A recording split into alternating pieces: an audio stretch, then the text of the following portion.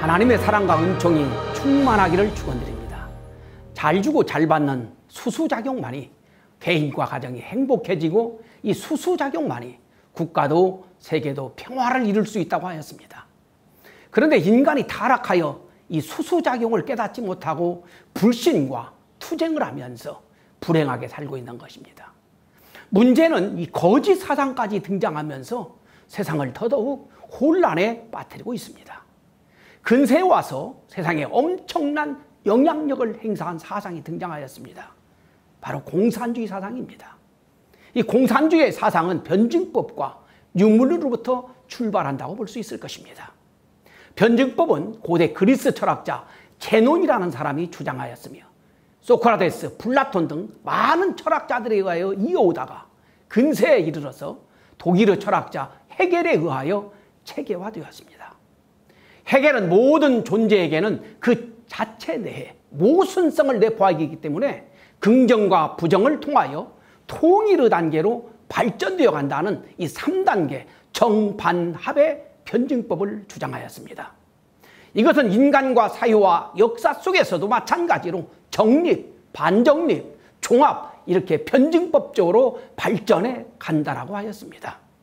문제는 헤겔의 변증법에서는 절대정신을 주장하면서 신을 인정하였습니다.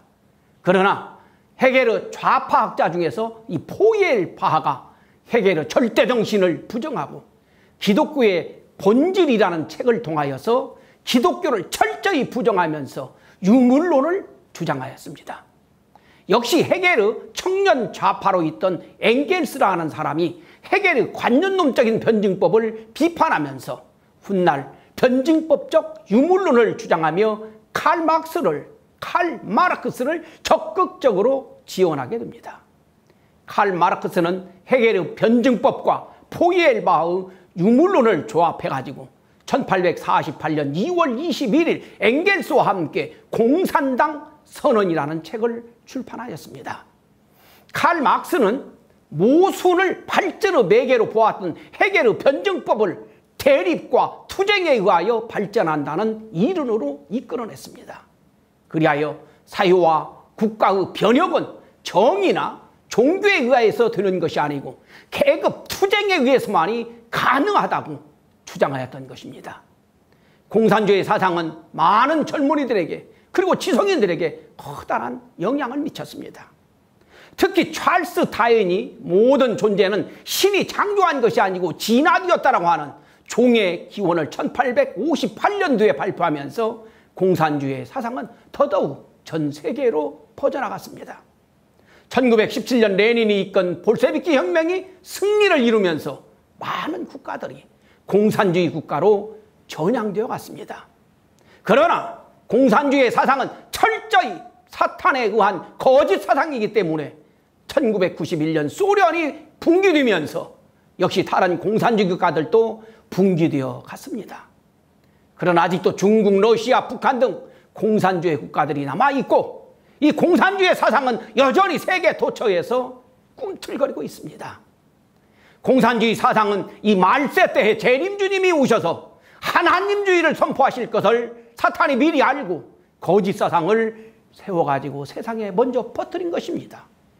그러나 재림주님이 오셔서 이 하나님주의를 선포하게 되면 거짓 사상은 점진적으로 사라지게 될 것입니다. 변증법적 유물론은 철저히 사탄의 거짓 사상입니다. 특히 변증법부터 잘못된 이론입니다.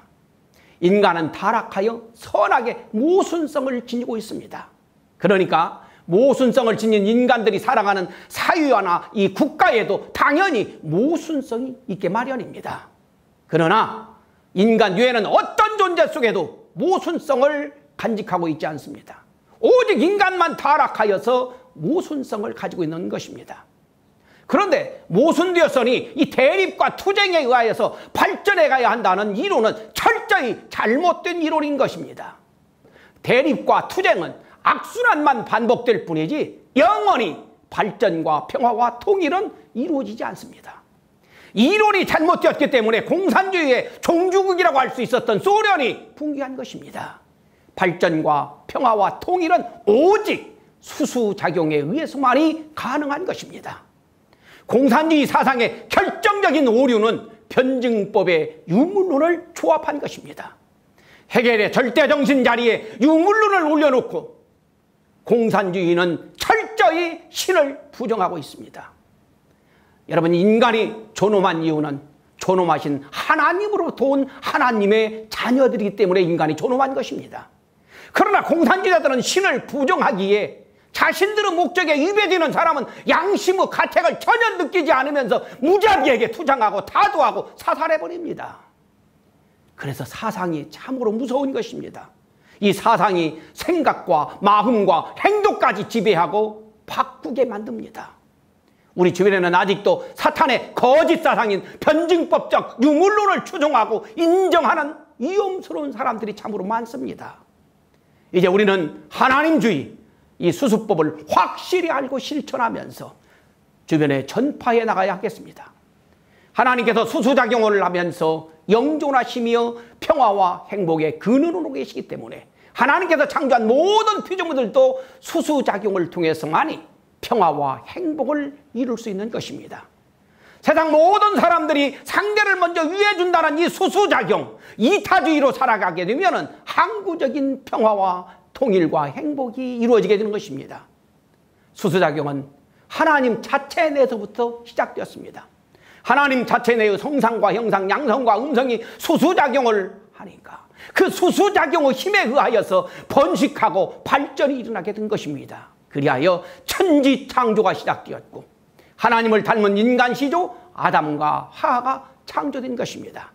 아담과 하하는 하나님으로부터 분립되었으니 하나님을 닮아서 서로 수수작용을 하여 합성일체화하면서 생존하고 번식하고 발전하게 되는 것입니다. 이러한 발전과 번식은 하나님께서 설계한 창조 원리의 3단계 발전 원칙에 의한 것입니다. 3단계 발전 원칙에서 하나님을 정으로 하여 아담 하하가 하나님으로부터 분립하여 다시 아담 하하가 합성일체화되어 자녀를 번식하였으니 이를 합이라고 합니다. 그래서 창조 원리에 의한 3단계 발전 법칙은 정분합으로 이루어졌으니 이를 정분합 작용이라고 합니다. 이 정분합 작용은 하나님께서 천지를 창조하시기 전부터 하나님과 더불어 같이 있었던 창조 원리입니다. 하나님께서는 정분합 원리를 따라서 천지를 창조하였으니 모든 피조물들은 정분합 작용에 의하여 존재하고 번식하고 발전하게 되는 것입니다. 그런데 정분합 작용은 철저히 참사랑을 중심하고 이 수수작용에 의해서 일어나게 되는 것입니다. 이러한 생존과 번식과 발전을 위한 하나님의 창조 원리를 헤겔은 착각하고 우판하여 변증법을 주장한 것입니다. 고로 정반합의 변증법이 아니고 정분합의 수소법이 진리이며 하나님의 창조 원리인 것입니다.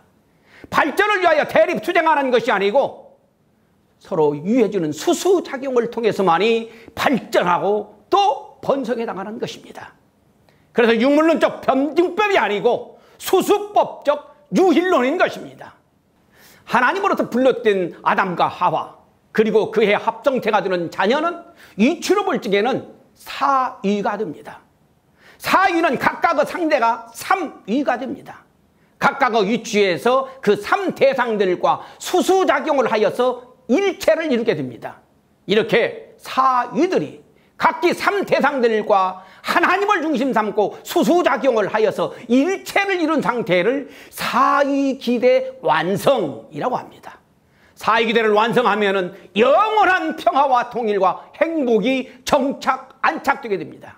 그래서 사위기대 완성이 하나님의 영원한 창조 목적이 되는 것입니다. 재림주님이 오시어 하나님주의를 선포하셨지만 아직도 세상은 거짓된 사탄 사상에 빠져있는 사람들이 많습니다. 민주주의와 자본주의 사회의 문제점과 폐해로 인하여 공산주의 사상을 버리지 못하는 사람들도 있습니다. 이 민주주의, 자본주의가 이기주의에 빠지게 되면 나눔과 배품을 실천하지 않으면 공산주의 사상은 더더욱 꿈틀거리게 될 것이고 더 잔인한 사상이 나올지도 모릅니다.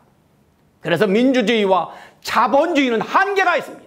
이 민주주의와 자본주의 가지고는 결코 평화와 행복한 세상을 이루어갈 수가 없는 것입니다. 항구적인 평화와 통일은 오직 수수작용을 통한 공생, 공영, 공의주의를 통해서만이 가능한 것입니다. 서로 경제적으로 유해주는 경제적 공동체를 이루고 서로 인권과 명예를 보장해주는 정치적 공동체를 실현하고 서로 심정적으로 참사랑을 하면서 윤리적 공동체를 이루어야 하는 것입니다. 이러한 수수법을 중심한 공생, 공영, 공의의 세계를 이루자는 것이 바로 하나님의 꿈이었던 것입니다. 우리는 하나님의 꿈, 하나님주의, 평화와 행복의 원리인 수수작용을 알았습니다. 이 수수작용을 나부터 우리들부터 실천하면서 주변에 전파해가는 하나님의 자녀들이 되었으면 좋겠습니다. 다음 시간에는 인간이 존재하는 목적, 인간이 왜 존재하는가, 인간의 존재 목적에 대하여서 말씀드리도록 하겠습니다.